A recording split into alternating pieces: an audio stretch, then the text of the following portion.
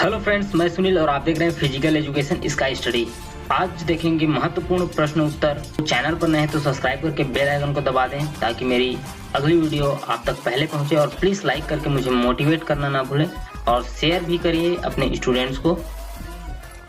आज देखेंगे महाराष्ट्र पेपर का ये 5th पार्ट होगा मेरा। वेलनेस इज फर्स्ट है आज का। कल्याणकारी जो है या लाभकारी क्या है हमारे लिए, तो ये है आपका achievement of optimal health and vitality, अर्थात ये होता है उत्तम या इष्टतम स्वास्थ्य और जीवन शक्ति की उपलब्धि। 42 the ratio of length and breadth of national flag, तो लंबाई चौड़ाई इसका होता है आपका 2:3 मीन्स 2:3 में इसका लंबाई चौड़ाई होगा। ठीक है, नेक्स्ट है 43 one of the following is N inappropriate feedback while correcting the child, अर्थात बच्चे को सही करते समय निम्नलिखित में से एक अनुचित प्रतिक्रिया है, तो ये है प्रैक्टिस प्रॉपरली। ठीक है, नेक्स्ट देखेंगे for the year 2017-18 who received the Jeevan Gaurav award in sports of Maharashtra state, तो ये महाराष्ट्र स्टेट के लिए है इंपॉर्टेंट क्वेश्चन। 2017-18 में पाया था श्री उदय देश Pandey.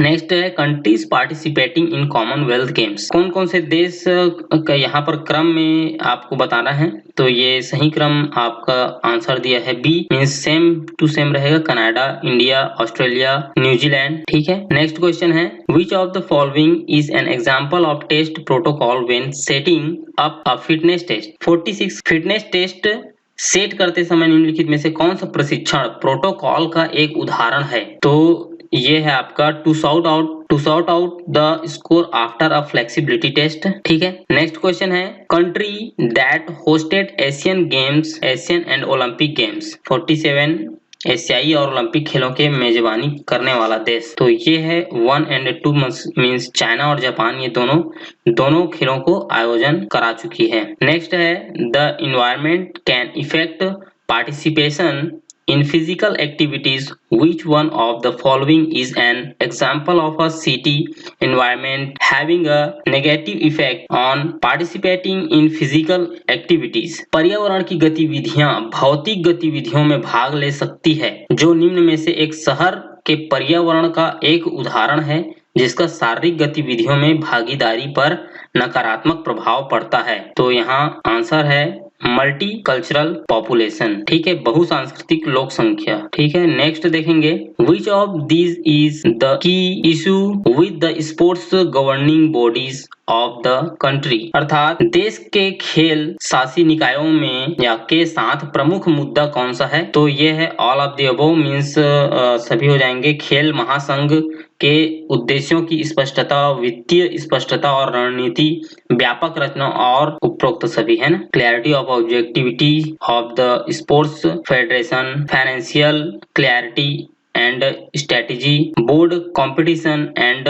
Operation. Sports psychology is, तो खेल मनोविज्ञान है अप्लाइड साइकोलॉजी, अर्थात डी आंसर हो जाएगा आपका। ठीक है, next during concentric contraction the days are population towards the middle of sarcomere, तो ये कहलाता है जेड लाइन। ठीक है, मीन्स संकेंद्रित संकुचन के दौरान सार्कोमेयर के मध्य की ओर खींचे जाते हैं, तो मध्य की ओर खींचे जाते हैं जेड लाइन। ठीक है, ये हार्ट का फंक्शन का है, आप इसका थ्योरी जरूर पढ़ लें, इससे बहुत सारे क्वेश्चन बनते हैं। नेक्स्ट है match the following and select the correct answer from the code given below, fatigue and proposed mechanism, अर्थात तो जहां हमें थकान होती है और उसका कारण देखते हैं। ठीक है, तो ये है न्यूरोमस्कुलर जंक्शन में कहां पर होगा, आंसर इसका है यहाँ दिया हुआ है, देख लीजिए फर्स्ट का 3 means decreased release of acetylcholine at nerve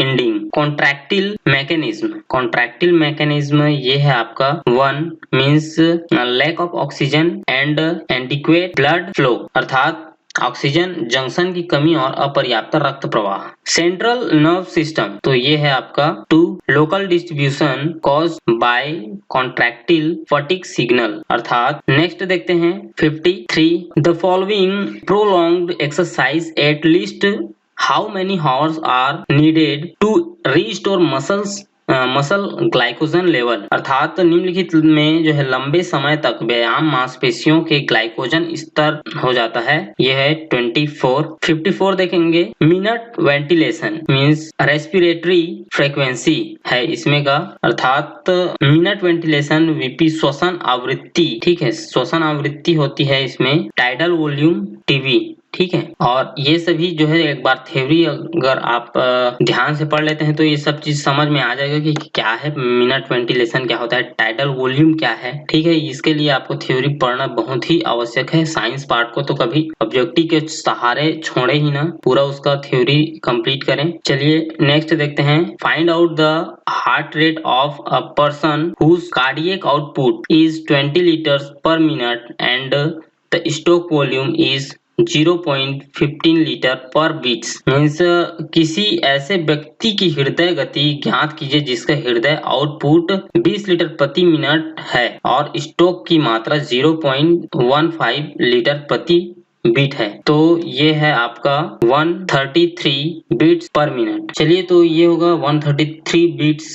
ये आप एक्सरसाइज के दौरान ही ये स्थिति पैदा होती है, ठीक है। नेक्स्ट देखेंगे, a mechanical action that promote Venus return is provided by arterial pump, अर्थात सिरा परक वापसी को बढ़ावा देने वाली एक यांत्रिक क्रिया खाली स्थान द्वारा प्रदान की जाती है। तो ये किया जाता है आर्टेरियल पंप, ठीक है। नेक्स्ट है the basic structural unit of proteins are, correct answer is amino acid, अर्थात प्रोटीन की मूल संरचनात्मक इकाई है। तो एमिनो एसिड है इसका प्रोटीन की मूल संरचनात्मक इकाई। The random movement of molecules due to their kinetic energy is dash dash, अणुओं की यादृच्छिक गति उनकी गतिज ऊर्जा के कारण होती है। तो ये होती है डिफ्यूजन, ठीक है। नेक्स्ट देखेंगे, a complex molecule found in red blood cells which contains iron and protein